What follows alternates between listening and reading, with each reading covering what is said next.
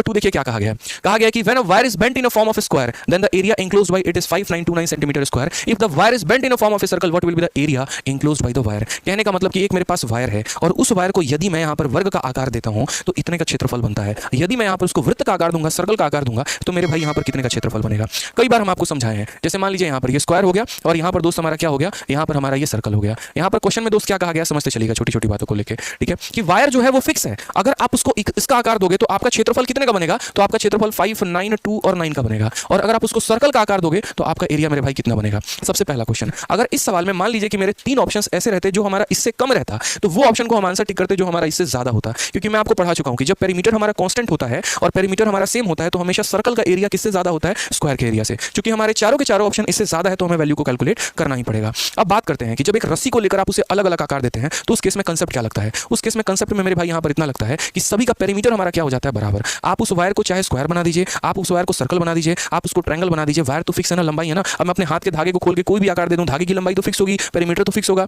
यानी इसका पेरीमीटर इसके पेरीमीटर के मुझे क्या करना है, बराबर करना है। और पेरीमीटर बराबर करेंगे उसके बाद हम यहां क्या निकालेंगे, एरिया। तो सबसे पहले मेरे भाई इसका एरिया दिया गया है, ए स्क्वायर का मान मेरे भाई कितना है, तो 5929 है, ठीक है। अब अगर हम यहां रूट करेंगे तो ए का रूट हमारा इतना हो जाएगा और ये हमारा किसका है, इसका रूट करोगे तो 77 हो जाएगा। फटाफट माइंड में कैलकुलेट करना मेरे भाई आना चाहिए यहां पे, ठीक है। अब इसकी वैल्यू हमारी कितनी आ गई, तो इसकी वैल्यू हमारी 77 आ गई।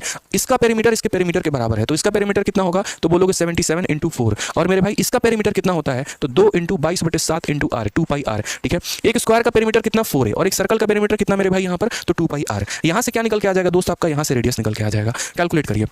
बोलेंगे सर देखिए 2 से आपका 2 बार में चला जाएगा, 2 से आपका 11 बार में चला जाएगा और 11 से आपका 7 बार में। तो रेडियस हमारा कितना हो जाएगा, 7 × 7 यानी 49। और रेडियस मेरे भाई कितना हो जाएगा, 49। अब रेडियस हमारा 49 आ गया तो हमें क्या कैलकुलेट करना है, what will be the area enclosed by the wire. Area मेरे भाई निकालना है। एरिया निकालना है तो हम कैसे करेंगे, तो बोलेंगे सर एरिया जो होता है सर्कल का वो कितना होता है, πr² यानी 22/7 इंटू हमारा कितना r और इंटू हमारा कितना हो जाएगा, तो r यहाँ पे 7 से हम कितनी बार में काटेंगे, 7 बार में, ठीक है। 2 × 9 18, 8 × 7 56, क्या के स्थान में 6 है। ऑप्शन नंबर ए जो है वो हमारा क्या है, करेक्ट आंसर।